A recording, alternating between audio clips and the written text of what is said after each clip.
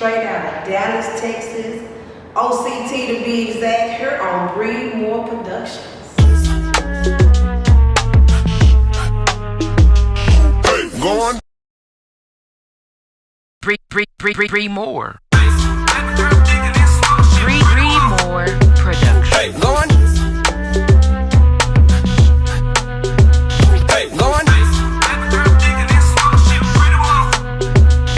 go on. Bree More. Hey, go on. Hey, go on.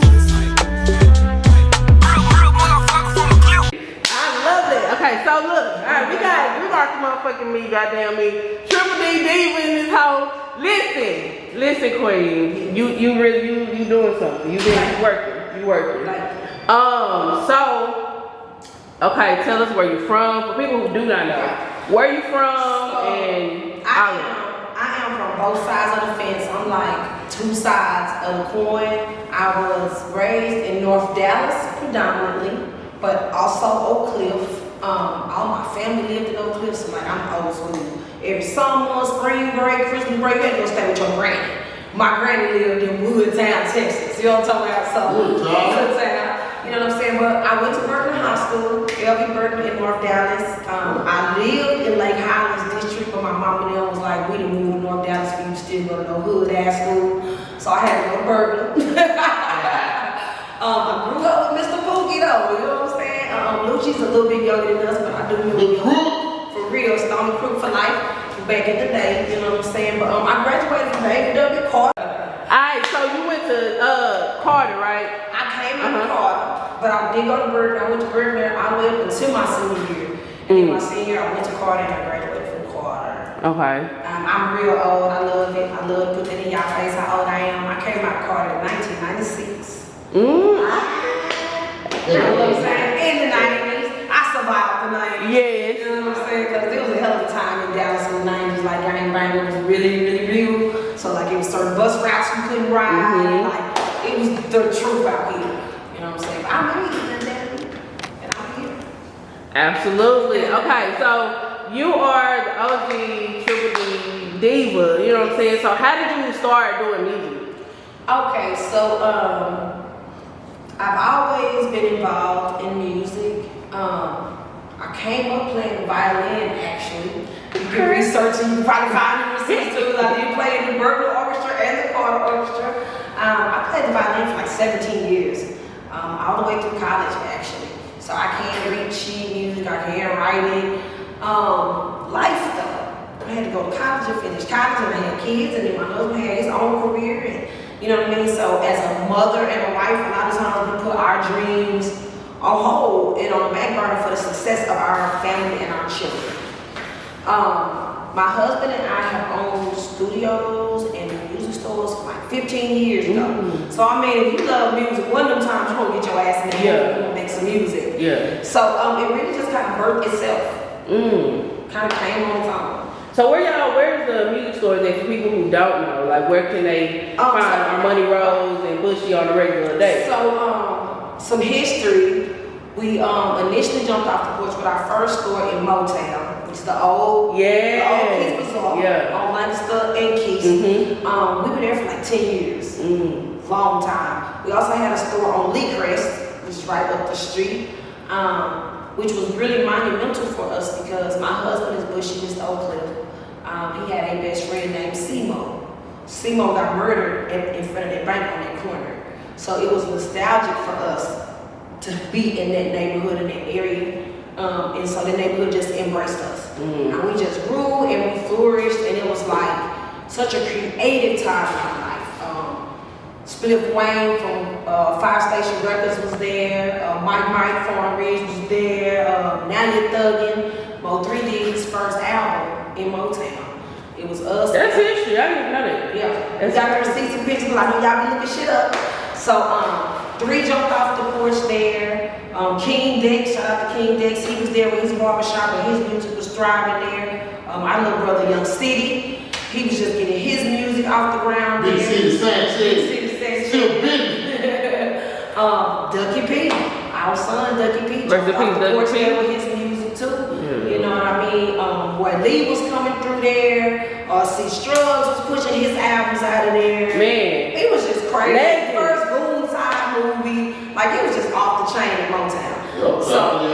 Yeah, Trapping Yellow. It was crazy. It was crazy. It was just everybody. Maserati Gang. Anybody was coming through there. Even Houston artists was coming through there. Flip and my husband real cool. So Flip pulled up to that bitch on regular. Charlie Boy, Michael Watts. Like, it wasn't no telling who you might see in there. Beat King. It was like crazy. So after we left Motown, we moved to Keith's Bazaar. I mean, we moved to Big T. Yeah. And we stayed in Big T for 4 years. So I actually jumped off the porch at Big T with my music. That's where I got my start at. After Big T, we moved on American Way. Shout out to everybody in 7010 American Way. TTP is on that block. Nord is on that block. Shay Trendy with New Swag TV is on that block. Star C off the muscle. So being over there really kicked my music up a notch because that's what everybody doing. And everybody's busy. So you got podcasts at your disposal, clothing lines, shout out to Jason and Win. Everybody is right there. Fat Corey, like, if you're not creative right there, you're not trying to. Yeah, King Talib, everybody. You're not Bud Banker, you're not Say Bud. That is my engineer. Been my engineer the whole 3 years, and he just won Best Engineer of Dallas, Texas. Yeah, okay. So shout out to my engineers, artists, you gotta have that. We recently closed the stores though. It's been a lot. With the passing of Mo 3, we had a young engineer named OCA Keezy. He passed away on us. My OG Jaguar Herbies passed on us. Our son, Ducky P. And that's just those. Like, it's a little sock. Like, it's endless. Like, I can name people for 20 and 30 minutes. So we actually closed the shop. We needed a break. Yeah, that's some emotional distress. Yeah, we needed a break because we're so plugged in to the city because we 2 people. So it's like double time. Yeah. And then the ages that we are. So the outpouring and the love, it became overwhelming. Because it was just too easy for people to just come pull the door open. Hey, you know, it got overwhelming. We had to get some time to ourselves. That's one thing about grieving. You gotta have time to go through it. You gotta have time to process it and to digest it and to finally be okay with it. And we just couldn't do that because people wouldn't let us breathe. And it was out of concern, but you gotta think, if the normal person might have 20 people to call them out of concern versus we have 200 apiece. And that's not the DMs, that's not the text, that's just people really trying to look us in our face to make sure that we're okay. So we had to take that time. And it also made us realize how much time we were dedicating to that shop where we couldn't go, we couldn't expand, and we couldn't network because we got to be at the shop. So we had to switch gears. So, of course, rest in peace to Ducky P, man, but like, how has that situation affected you? You know, we talked and, you know, discussed, you know, how that has truly affected you, but like, honestly, like, that call, like, the drama with Dallas, all that, how that? We had our own podcast. My husband and I had our own podcast. It's Triple D TV, because that's what we are. All things Dallas. For Dallas, by Dallas. That was our logo. We did that. All things Dallas. If you go back and look at some of those old episodes, because they're out there, they are on Spotify, they're on anywhere you find podcasts, YouTube, it's out there. Every single episode, we preach 2 things. Y'all artists, please stop the violence. And y'all artists, please get y'all copyrights. Hands down, every single one. We just reposted an interview that we did with Ducky P. And we talked about a lot of those things because at the time, Ducky P's, all his videos had guns and violence. It was drill music, period. That's what it is, drill music. And we were trying to get him to expand out the box because there were a lot of different avenues that wanted content from him, but they couldn't play it because of the guns. And so we were telling him, you know, how limited he was. So at the end of his life, if you look at his videos, he had started trying to expand. He had started doing more skits and more comedy. And he started y'all see a more personal side of who he is because it was just people started thinking that's all you are because that's all you're showing them. So it's twofold with me with Ducky's passing. It's me as the artist and then it's me as the parent. As a parent, I'm all over with emotions. emotions. I'm angry one minute, I tell people I'm bipolar now. I'm happy one minute, I'm sad, I can't be by myself. I can't ride in the car by myself. I can't listen to his music, I can't watch it, like I can't get through it. I couldn't even get through. My husband watched the interview last night. I had to leave the room. I can't sit through it. In the same breath, as realistic as we are with the city, the world, the podcast, that's how we are with our children. We're spiritual people. Our kids are raised by that Bible. They know you live by the sword, you die by the sword. They know that. So a lot of these young men, they know exactly what they're out here doing. Y'all looking at these videos and they thinking, oh, they just reckless and they just wild. No, somebody is trying to pour into them. Somebody's in the background telling them, hey, chill out, don't do it. They're choosing to do this. They're looking at us and they're saying, hey, this is what we signed up for. This is what we own. Y'all stir, we ain't. This is how we live it. So, as an artist, I feel like, damn, why y'all keep letting them trick y'all out y'all position. Period. Because almost every single one of these artists that I've named that passed were at the height and the cuff of being great.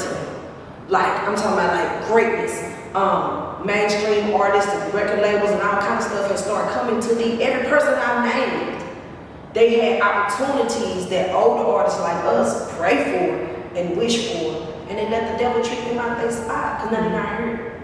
They dead or they in jail or, you know what I mean? So that's the part that hurts me, is that Ducky had such a profound ability to make other decisions. And he chose the ones that he did. So I couldn't never respect it. Mm-hmm. He was grown. He did not live in our home. Does that affect the way people see y'all in the city now? Like, as far as the younger generation, because it is this thing with this rumor with him and Mo 3. Kind of clear that up for me. They had nothing to do with each other. It's kind of like Ducky was guilty by association because he was so close to Banzo. And so a lot of that is coming from that. But if you really go back, that's the thing about us. We live our life publicly. Mm-hmm. Us and our children. We signed up for this artistry. We live our life publicly. So you all can go back through and research. The thing about drill music is they doing this shit and then they recording it after it's already done. Go back and listen to Ducky music. None of this shit had nothing to do with Mo 3. He telling you exactly what the fuck he was into it with, why, when, how. It's out there. And then if you go back and listen to those artists' music, they tell you when they got into it with Ducky, when they came to see about Ducky. Like, it's receipts of what was going on in Ducky's life, so it's not hard to figure out. Y'all gotta realize though, it's money in this clickbait. Like these bloggers and shit, we get paid for streaming. We just on here because we cute and we look good. We have our channels monetized and we have codes and all kind of shit to our videos. So like we eat good every time y'all click on that bullshit. Mm-hmm. Eating great. So it's really, I don't take it personal with the bloggers. They don't know me from Joe Blow. I have a different wig on tomorrow. They won't even fucking recognize me. So like, I don't take it personal. It made me wake up as an artist though.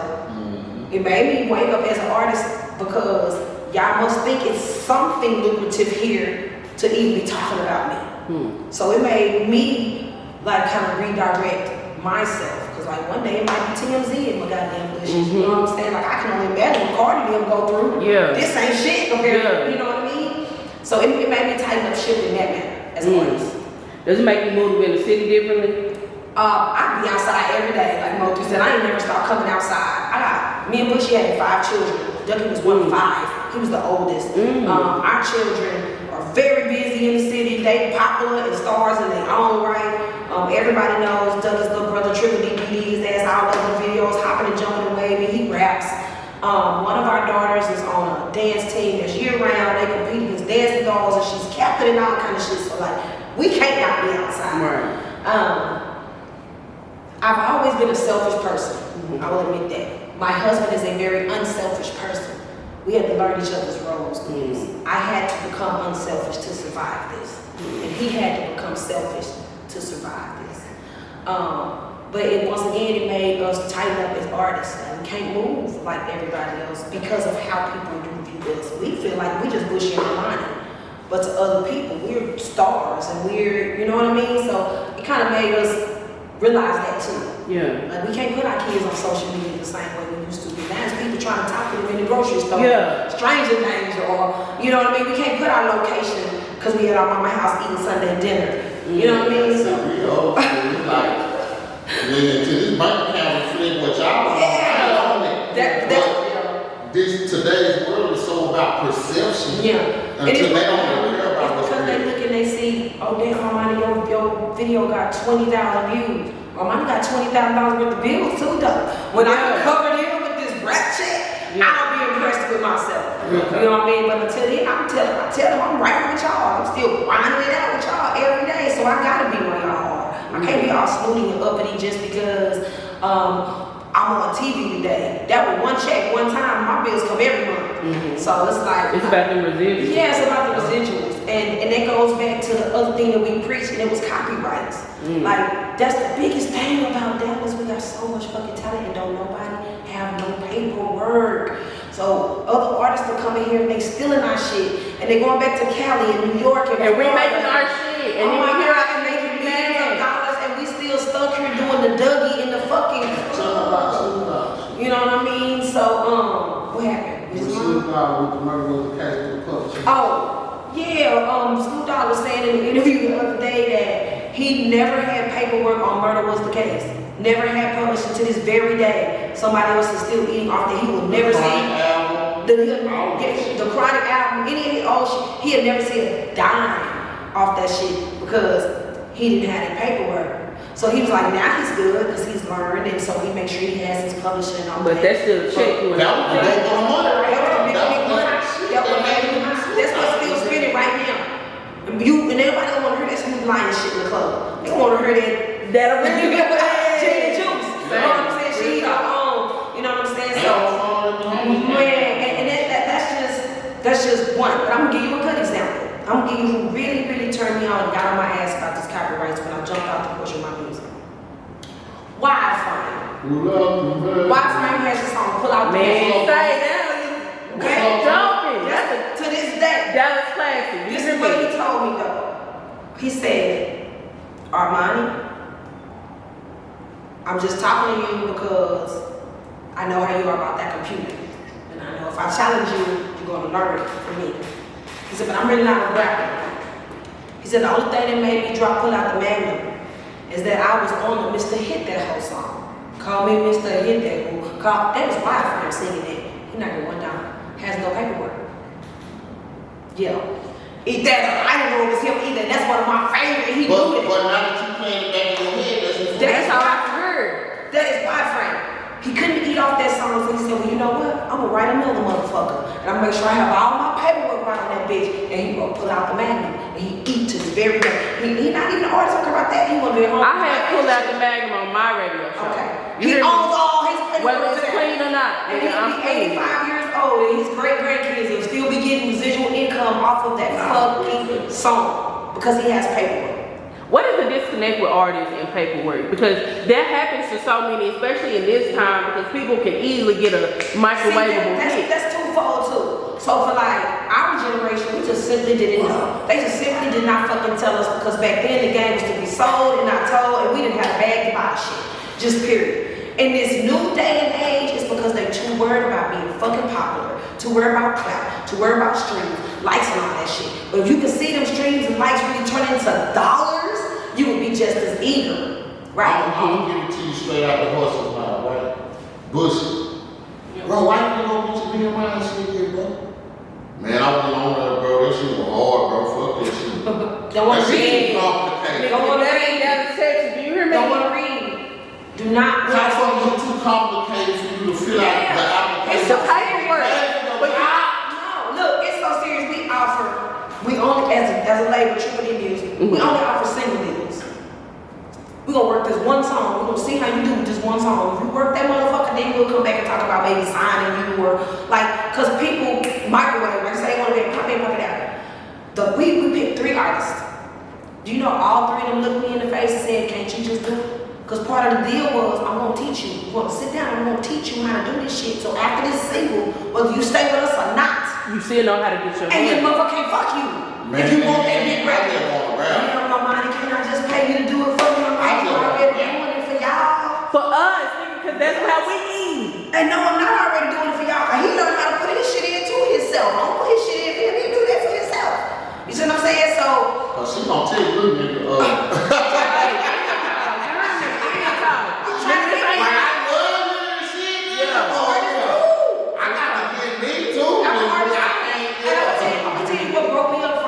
When we first learned these copyrights and shit, we had to take Bush's entire catalog and do it the right way, y'all. And it was like 89 fucking songs, bro.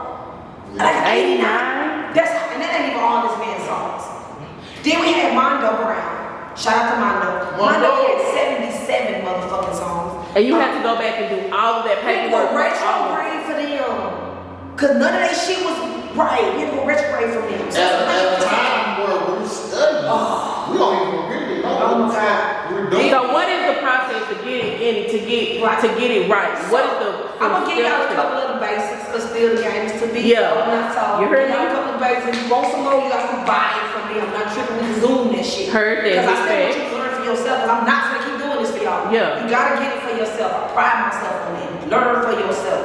The Bible says study. You know you got 5 kids because you tired of explaining. That's 5 kids on you. I just got into Right, so it is 14 different streams of income for one song.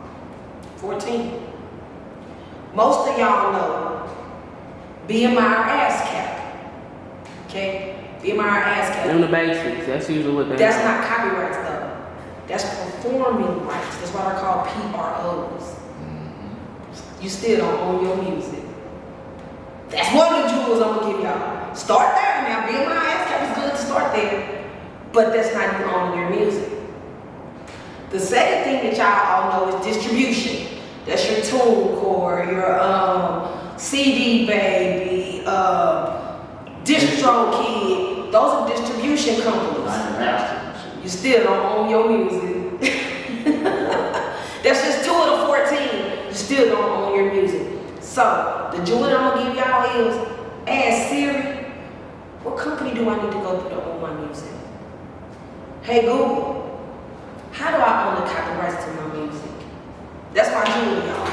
It's that simple. That's it. It's that simple. It's that simple. When you live in the time of information, I think we got so much social shit going on, and you can get so much social. Nobody thinks about the business side. Like, you got a whole open book to build, start, and run a whole company. You screaming you don't want to start with no label, you want to be independent. Right. Because you want to be your own label. You have to. So you have to do everything for yourself as an artist that a label would do. But how? Because you don't know. The label is a company. So now you're your own company. Do you know how to run a company? Hell no. You gotta learn how to do it. People go to college and get degrees and shit to become A&Rs and shit. They don't just jump off the porch and say, I'm finna find music for Sony. What are your credentials? So you as an artist, what are your credentials? What make you different? What make you stand out from other artists? And for me, it's the paperwork. I'm one of the only artists in the new game that have all my shit. All 14. You see what I'm saying? I'm one of the only. And it's just because I saw the struggle they went through. I saw the heartache and saw them getting robbed. Like they was Master P back then. They was burning up CDs and pressing them hoes and packaging them hoes and getting out on the concrete and beating their feet, and all I knew about was poor man copyrights. But if I mail my shit to me faster than you mail it to you, I own your shit. You see what I'm saying? Like that's all we knew. So it's like at this day and time, you don't have no reason not to know this shit. It's just too simple to get it. And then after you know it though, you still gotta apply it. And that's the thing, and you lazy. Because it takes time to register that song, get all 14 of them motherfuckers. They changed the game to the digital stream because they knew that the majority of the population take that time. Take the time to learn the business. See, you back then, like she just said, I could go make $20,000 off CDs this week because I traveled to East Texas and came back and sold $10 a pop. But now it's like the only way you're gonna eat is if you learn the business. And then the streaming money itself is so small. Like the checks y'all getting from DistroKid and shit, it's nothing. That's why y'all not enthusiastic about doing it, because that's not where your check really comes. Go through all that and then that's not where you're, because you're still not getting money off your copyrights. You're gonna get more money for performing the song. That's a small percentage. And then a lot of times they don't even know, like, the entities that you are signing up with, like BMI and shit like that, they'll pay you for performing your song. But you gotta register for that too. And they just never get that far. So a lot of times the club will call me and they be like, Armani, I just really can't even pay you. Can come through. If I really fuck with you, I'm still coming because Armani gonna still get paid for doing the show and performing those songs, and I got registered with BMI. Man. I don't never do a free show. That's game, Queen. That's game. There's no such thing with me. Even when the promoter think it's free, I don't work for free. I'm too old for that shit. So what does Triple D Music offer the artist? Like, is it a mandatory or? So the single package deal is all inclusive. So with that single, we're going to walk you through the channels of getting your song registered properly. We're gonna record the song. See, that's the thing people don't know. We register the song before we even record that motherfucker. It's that serious. We're gonna register the song, but we know the name of the song. We're gonna register the song. We're gonna record the song. We're gonna send the song back and let the song get coded. In the process, we're gonna make you a cover. We're gonna make you a promo. We're gonna shoot your videos, and we're gonna mash the gas on this single. It really takes a good year to work a single before it starts catching traction and gaining money because everything is behind. Like BMI can't pay you for today. They have to pay you for yesterday. So that first year might not make a lot of money. Might not really start seeing money till the next year till you're not even under contract with us no more. You know what I mean? And then from that point, if we see you really working your song, then we'll see about doing another one. We'll see about dropping a whole mixtape or, you know what I mean? But I can't love your song more than you. Like, even I give you all those gifts, I can't work that song like you can. I'm my own artist, Bush is his own artist. You got to work it. Now, we don't let you be out here by yourself, but you got to work it because we still independent. But my biggest thing is, I don't want to tie anybody into a contract because if somebody else see you and they like your work, I don't want them to have to buy you out your contract. I'm not trying to get rich off of nobody else. You know what I mean? We just really want to see our city get to where it's supposed to. We're so fucking talented, man. So much talent in this bitch. What is stopping Dallas from being? Because I hear that shit so much to where I'm like, well, shit, if you believe that, I believe that. I'm gonna tell you something. We had pitched doing Love and Hip Hop to Long Scott. Dallas version of Love and Hip Hop. I always thought that was going to be a good idea. This is why. This is what she said. The people in Dallas that's got the bag, that's got the money, don't want nobody to know. The people that want to be in the camera and want to pop don't got no motherfucking bag. How can you link it together? That's the problem. See, other cities, their OGs are putting money behind the new artists, right? Like South Parker would never pop like that if the OGs in Houston had gave him the green light to pop like that in their city. Like, we don't have that here. Like, it's just willy-nilly, everybody just doing what the fuck they want to. So like, no, we don't have traditional gatekeepers, we don't got nothing close to it. You know what I'm saying? We got some people that might help you a little bit. You know what I'm saying? But as far as just really put you on or just really give you an opportunity to just really open the gate, we don't have that. And then number two, our radio stations are not ran by people from Dallas, Texas. Man, our money, speak on that shit. Speak on that, because I'm in radio. And that's how I kind of started besides here. So I want you to tell us, you got folks. Nobody is jumping on, and I love y'all, because I know how y'all are. Real talk. One of these people. Respect. Head crack, not from Dallas. DD in the morning, not from Dallas. P Skills, not from Dallas. Baby, not from Dallas. I'm not trying to be funny. So for them to check J. Cruz, no. right? Only person from Dallas right now on air is Jazzy Black, bro. That's it. And she just got on. That's it. So and they have to walk on this. Yeah, so they from girl. Exactly. But for real, that's the biggest thing. So it's like you go to other cities. Even hit that guy on all motherfucking channel. Yeah. He got to walk on this. He got He got 2 hours. He got 2 hours once a week, bro. And the radio. And it's 3 of them on one. It's not like they all 3 got their own separate shit. Yeah, Hit that, Navis, and Trey G are on one shit. That's for real. I grew up with Head Crack. I've been doing Head Crack since I was young. So I remember when he was the Bodega Brothers and all that bullshit. So out of all of them, all 3 of them, him, Special K, and Keno, they was from Dallas. Head Crack wasn't. Head Crack still on the radio or not. That speaks volumes to me. If you wanted to be on the radio in Dallas, you had to go to KNON. Shout out to 89. Shout out, man, say. You had to go. Oh, geez. They gon' rock Dallas shit. Say. So they can't rock Dallas shit. Having that never like, oh, you hear me? Other than that, we don't have that outlet. So you go to Houston, you hear Houston shit. You go to Chicago, you hear Chicago shit. You go to Miami, you hear Miami shit. It's not like they hear in Dallas. We hear everybody else's shit hours last. They didn't even put 3 on the radio when the team passed away. Yeah. It's gonna keep it real. They didn't put him on the team. Fuck it. Now nobody came to his balloon release. Yeah. And at the balloon release they had did the whole video to come outside, so I thought that was real fucked up. Yeah. That he was from the city, but no, none of the media from the city was there. But So let me tell you about that. Yeah. They got it so fucked up that people are scared. People scared. People scared. No, that's real Like, talk. I didn't even get to go to my own homeboy's funeral because of the shit that was going on. You know what I'm saying? So it's like, how can you come together and unite when at every big chance that they get, they looking for a chance to divide? Mm-hmm. That's really part of the problem. Because it was like that with Ducky's It's balloon. mentality and that we're being ran by outside. So like at Ducky's balloon release, we had people calling us like, is it safe to come? Is it like, Man, I got people, bro, people were actually calling me like, you know, I heard that P died, but should I go to the thing? Yeah, and see, this is what's crazy. So Ducky passed on September the 1st. Two of Ducky's siblings' birthdays was that weekend. His younger brother's birthday is on the 3rd, and his sister's birthday is on the 4th, and she turned 18. So they were having a block party. Shout out to Willie B. Willie B was putting on a block party, and you know, and they were gonna have a block party and photo shoot out there for their birthdays, and they ended up having to have Ducky's balloon release with it.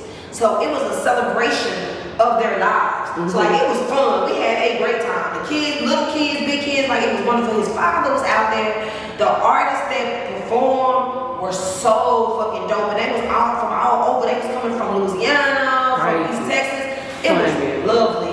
But we also went to go look at Mo 3's mural. Somebody had fucking spray painted pussy on his hand. Gosh. Not joking, bro.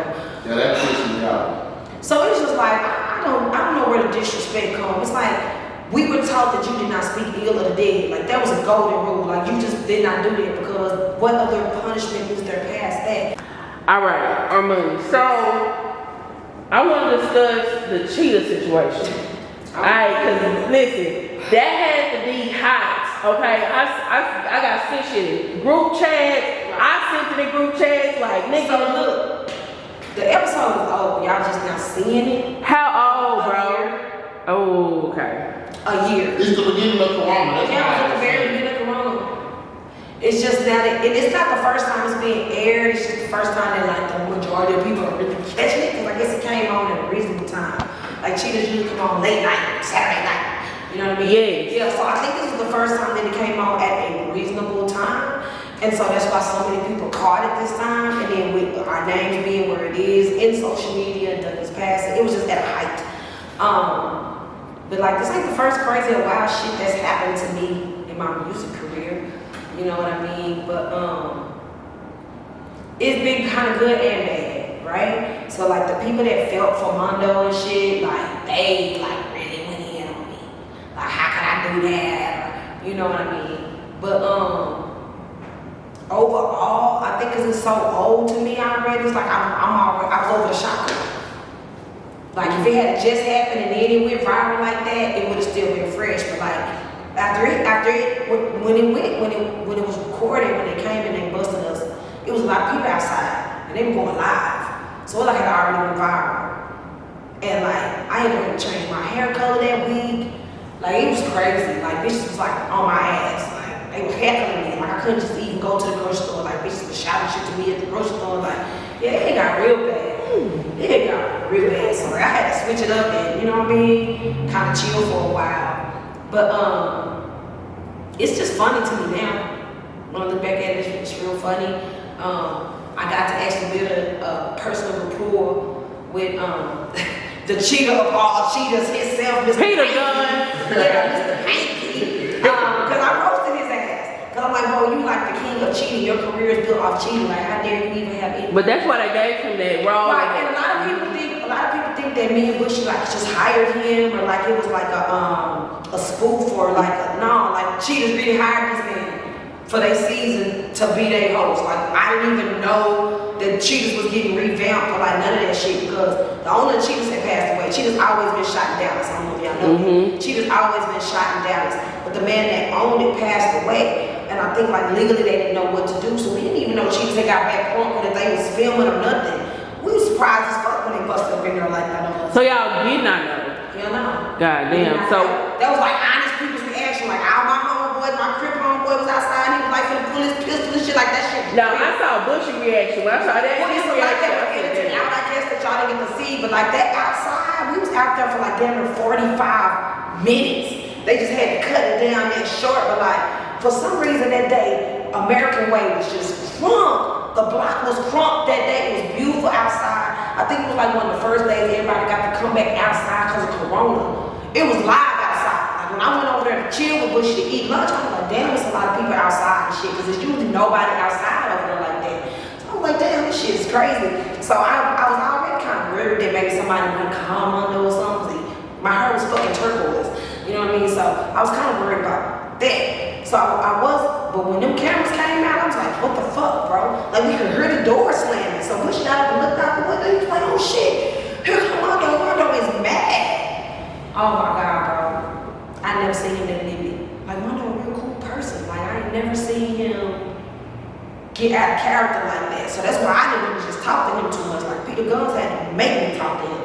It was really like some masculine shit going on, men versus men, so I just kind of got my ass out the motherfucking way. But Mondo kept trying to run up on me, so my homeboys was like, hell no, it was crazy. Listen, I saw Peter was a little nervous and everything, because he kept saying, well, this is a real hostile environment. You know, I ain't gonna tell him what he had heard about Oak Cliff. That was his first time in Oak Cliff, and it was the first time him even filming a damn show. That was his first episode. That was his, and that's how I ended up being so cool, because he was like, all the rest of the episodes gotta be this crunk.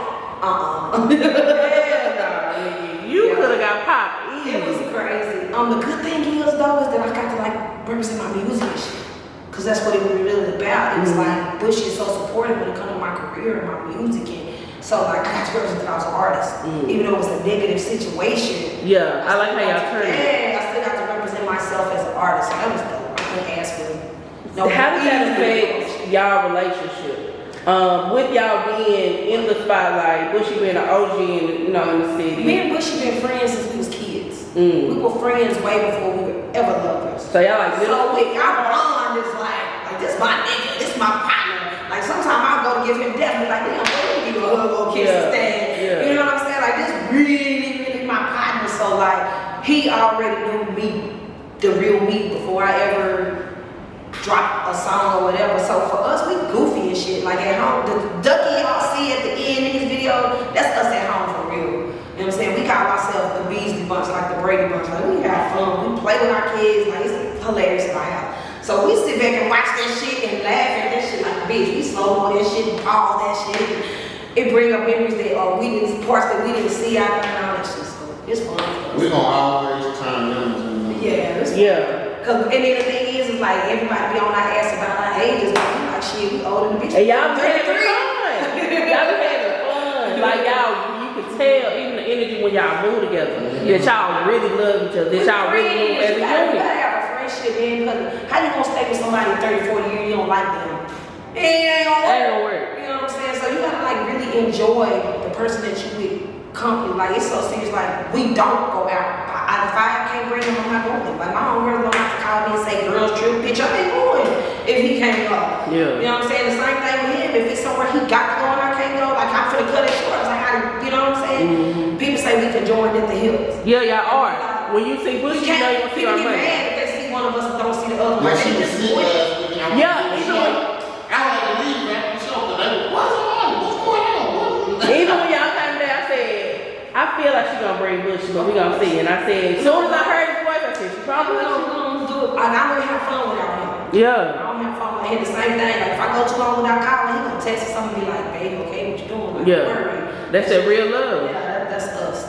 So now it's become, we have to sell ourselves as a package. Yeah, definitely. You gotta put both of us. Yeah. Just period. And that's what birthed us doing this mixtape together. Yeah. You know okay. Mixtape's called Bobby and Whitney. Hey, okay, so. How we gonna get into that, but before we do, I could remember that. But how's the relationship with you and Mondo now? Do you have a relationship? Do Bushy got a relationship with Mondo? The relationship is great with Mondo. Mondo just called me the other day and was like, I love you, fool. Because the same thing with him. Like as an artist with his music and his career, that was easy promotion. Like on TV saying you're an artist. And then he said his pussy rate went up. Yeah. All the little girls feel like I broke his heart, so they trying to fly him out. I want people to know this. Everything that y'all seen Bushy and Armani endure and encounter with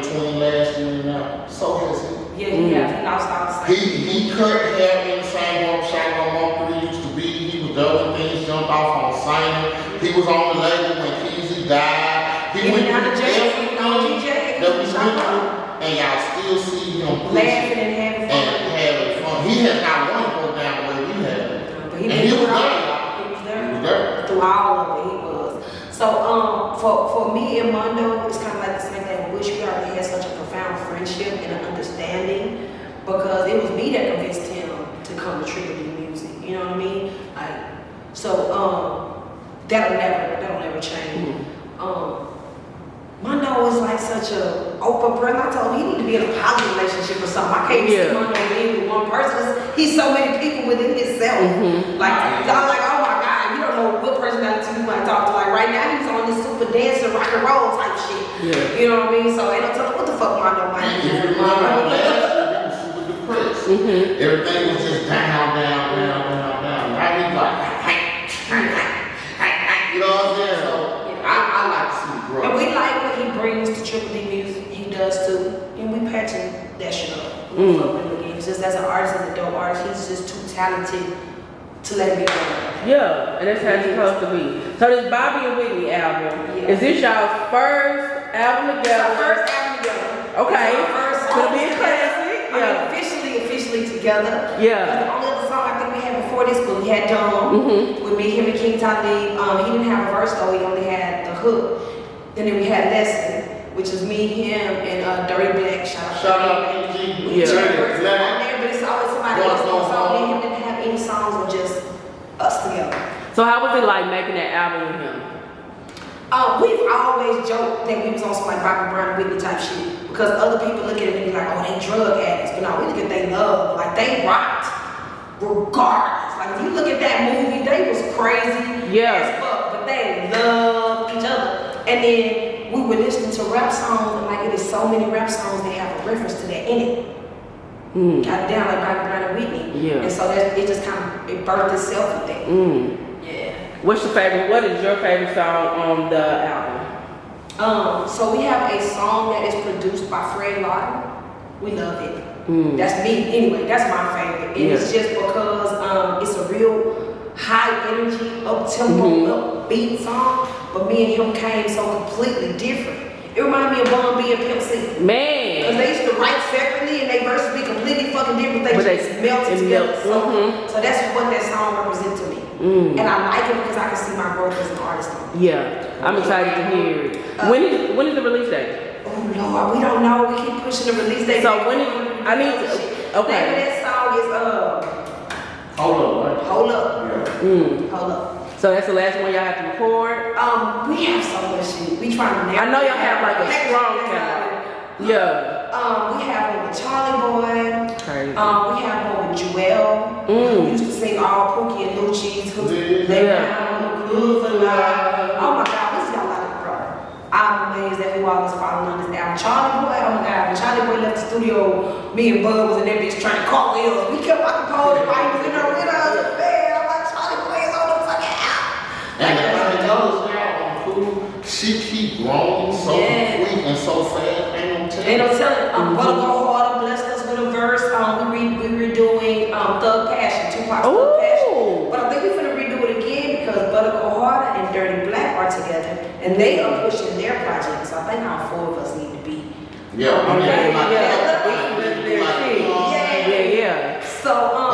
I don't know. It's like for us nowadays, most people do 3, 5, 7 songs. We still do albums. Like, cause everything is original. All our beats are original. We own everything. So it's like we putting out everything in it. Y'all shooting our own video. We pride ourselves on damn near shooting a video for every song. Because one thing I've learned over time is if they don't like the song and they like that video, they love the song eventually. Yeah. It kind of go hand in hand. They go hand in hand for sure. And then with me, I do a lot and I work a lot, but I don't have a big catalog. I have like 17 songs in the system. And most of them are features and stuff like that. I only have one mixtape that has 7 songs. Those other 10 are pretty much features and then songs nowadays only 3 minutes long. Yeah. You know what I mean? So I'm just trying to get my catalog up, period. So artists reach out to me, I'm working. You heard that? You gotta have your paperwork right. If you don't, I'm gonna help you. Yeah. I can't work with you if you don't get it right. Yes, and Dallas artists are just sometimes they scared to go reach out to other people. Please. But that's what we need. Like that's my whole thing now. Is like new Dallas artists, y'all don't lie. So new Dallas artists, new Dallas producers, y'all need to come to the studio because I'm trying to give out interviews. It ain't no more Dallas don't support Dallas. Right. Going into that, how is that for you? Because you know that's the stigma. My city supports us. Yeah. We wouldn't be running around here saying triple D on everything. Like we don't wear Versace. We don't wear Burberry. We wear triple D shit. Triple D designers. That's my hood code. He has on triple D gear hat by Turo. Like that's what we do. Like I said, AON and Lil B Stay Down and we rockin' Dallas shit.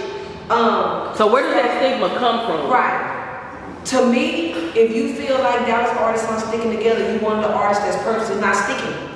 Cause we with these artists every week for the last 3 years. Cause you gotta think, when I jumped off the porch, he was at a point where like he didn't have to do no motherfucking shows. His career solidified. He going if he want. I didn't have a choice but to get out of here. Nobody know me. They don't know me as Bushy Right, but I'm Armani Rose. I'm an artist tonight. So I had to do all the open mics and all the open showcases, and everybody that I jumped off the porch with, they still right here fucking with me. When we see each other, we hug each other necks, we support each other, we know each other's songs. Like, I don't know. If you feel like Dallas ain't supporting you, it's because you're not supporting Dallas. I always tell people, if you feel like they're not supporting you, you haven't put in enough work. Because Dallas don't start to support you until you actually show that you're working. That's how they work. I'm just out. Like, you gotta put time in. They have to be able to look and say, oh, well, you know, he been doing this. I mean, I'm 42. See, I got to and they just now following me, though. That's real talk. Yeah, it's about working, like he said, because not even just love in the city. Like I get booked so much, I be having to say no. And when I'm tired tonight, I have lupus. I'm human. I need to lay the fuck down. Like I can't do it. I have to turn it down. So like my support is overwhelming. And then even out of town, like I've been getting booked out of town since I first jumped off the porch too. One of my first shows was in Oklahoma with T Cash. You know what I mean? So I don't know. I feel like if you ain't getting that right support, like he's saying, maybe you're not working and you got to network and niggas just don't love you. You know what I mean? You got to live like those I tell them bridges. all the time, y'all ain't never had no deal. I'm not rich. I'm not no big time drug. I'm just a nigga out of Oak Cliff with connections because I got up and went out and made those clubs every night. I was at the club that it was at to be at. And now that I'm this age, I created that path for all the people who come in with me. So it's like now I can just offer my neighborhood. I have my own lane. I can just say, hey, this is my people right here, and they're gonna take care of you. That's all. Do you think some of the newer artists in Dallas who are starting don't really know where to go as far as networking? They just know they rap. Where's the best place to go in Dallas to network? As an artist, in all honesty, hands down right now, Radius. Club Radius. For the artists, Club Radius. No cap. The energy is fucking dope. The networking is dope. The artists come for that. They come to perform. They come to network. The DJ is ready. The promoters are ready. Like the energy is dope. Like you can be Joe Blow and say I want to rap tonight. I'm gonna go all the way out and say Robert Lopez and Candy Rodriguez because they were at Prime and they did the same thing. It's wherever they AODs. They know how they were at AODs. They were the die.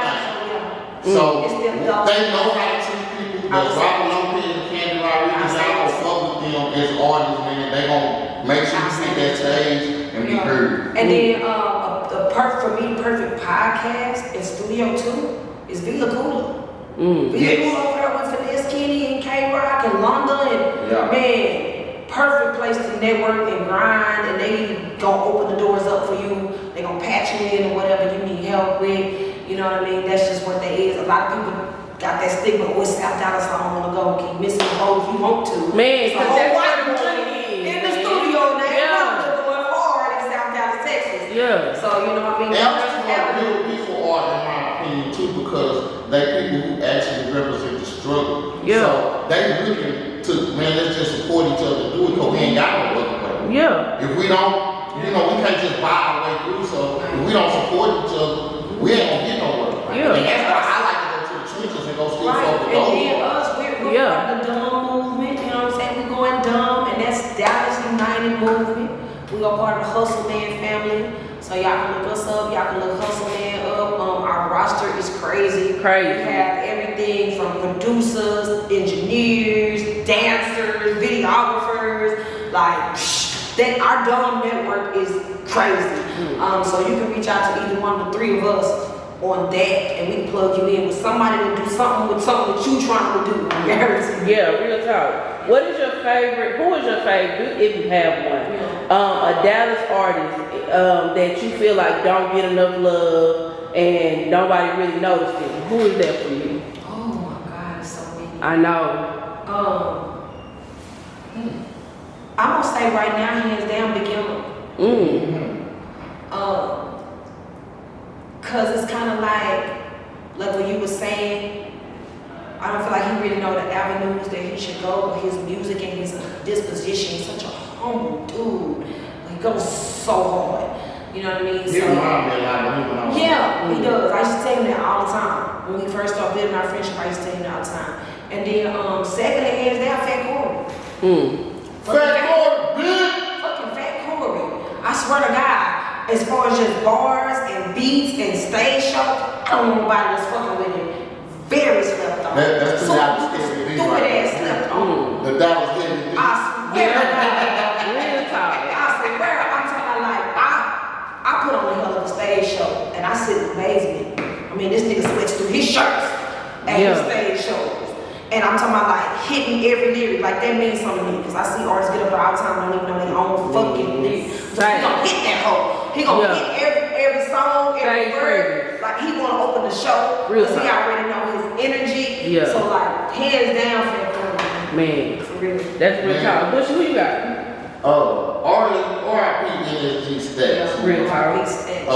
I fuck with him real tough. The bro had something. Who we leaving out, y'all? I don't know. It's a lot of y'all. Bush over there thinking like her. I want that one person that really just dig in there and don't really. I don't know, cause you got Patty Wade. Man, Finesse Kenny shows a fucking fool too. Finesse Kenny worked hard, bro. He dropped a mixtape damn near I fuck with Finesse Kenny personally for who he is personally. It's so many dope. I'm gonna go with somebody that's all the way that ain't y'all ain't expecting me to say, man. That was D-Gully. He just did some shit. I'm proud of him. I just reached out to him. He got a billboard. He got a billboard, man. Yeah. Just got him a billboard. And I gotta give props to Lil Ronnie MF. Oh yeah. Most definitely. That boy like stupid dumb ass. Fuck if I like him or not, none of that shit. Yeah. He is hard. Yeah. And his visuals is crazy. Yeah. He's so creative. That Lamar shit. Oh my God. I said, no, it was clever because I was thinking, I'm trying to watch BMF and it didn't even come on. This nigga dropped a motherfucking do-rag song about Lamar. I said, bro, you a genius. Man, he is. So, Armani, what's next for you? What we doing next? I know you got the bottle with you. You don't know what the release date is. You don't know. But I what's have a up? solo album coming. My solo album is called Dallas Cookie Lions. Okay. Cause I heard that shit. I swear. Hey. The hard way out the mud. And I am thinking about dropping that my birthday. My birthday's in April. Okay. Push to the spring though, cause I always have to have a stupid dumb ass turned up party and everything for my shit. Real talk. I be feeling like I'm already Cardi B there, so I have to have a real release party. Like my release party was stupid. My first one was crazy, so I can't go backwards. I gotta top it. I want to do it right though. Yeah. It's not no rush.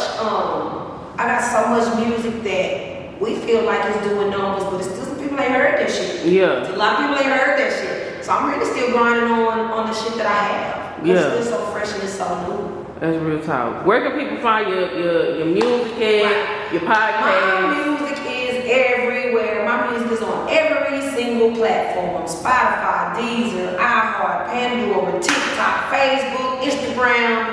My shit is on there. And I am Armani Rose on everything. I know your Instagram got hacked. So we gotta give the new Instagram name. Yeah, I know. And I had just got that whole mind. That whole 10K. Oh my God. Oh my God. Me and Ducky just turned up about to get to that fucking 10K. I feel like it took me 3 years. It took me 3 years to get to that 10K. And a lot of people don't catch that 10K in 3 years. And it's because I'm older and Facebook is where it was for me. Facebook was my biggest following. You can see my videos and everything on Facebook too. So like, that's where I was. And then I started getting a lot of hate and people started reporting me and shit. So Ducky was like, you gotta move to Instagram. But I'm like, I don't wanna fuck with them young people over there. And he like, yeah, you got to. And then once I got over there and I saw how monumental it was for my career also, I started working and it got up to 10K. So I am a big old live hostess. We get paid for it. And people try to hack us and get our money. So somebody tried to hack it and it ended up shadow banning. Because I do own my name and everything to it. So like everything locked up. I was able to get everything back except for my Instagram. My attitude is bad. I said that earlier. So I was like, fuck it. I ain't gonna make no another one. They can kiss my ass and then hustle man. So you got me fucked up. You don't have no choice. Because we're going up with this dumb movement. So I started another one and it was Armani Rose 214. Like the area code. And I think I've had it for maybe like 2 weeks or something. Yeah, and you out like 3, 4? Yeah, like 3 or 4 and it's organic. Yeah. I don't like that. Yeah, ain't no mind views. This is all organic. These people that really was like, I'm fucking with Armani Rose. And they've been looking for me too because they not, I really interact with people. Like I really respond back. Good or bad, ugly. I scold too. So when you get in my DM, talk about my mom, I'm gonna talk about your granny. Yeah. We're gonna still be okay. Yeah, that's just what we do. Right? So it's Armani Rose 214 on Instagram. It is Team Armani Rose on Facebook and Snapchat. And then I'm really prevalent on Twitter. I love Twitter. So you can put Team Armani Rose and it'll come up in Twitter. Already, man. This has been a dope ass interview. We got the OGs in the building, man. Same. OG, let them know who you rocking with, where you been, what you been doing, you know, where you at right now, OG. Bullshit. Oh, me? Yes. Yeah. I'm in the background looking at these haters on the live and shit. Oh, yeah. I'm watching that shit. But on the other hand, on the upper hand, OG status is on the way. Yeah. Mr. Oak Clip. And like she said, we've been working with, we got shit with Charlie Boy, we got shit with J Dog, we got songs with Flip and Tom Tom. And I have the Diamond single that's out right now. Yeah. So y'all can go stream that. The video is at like 37,000.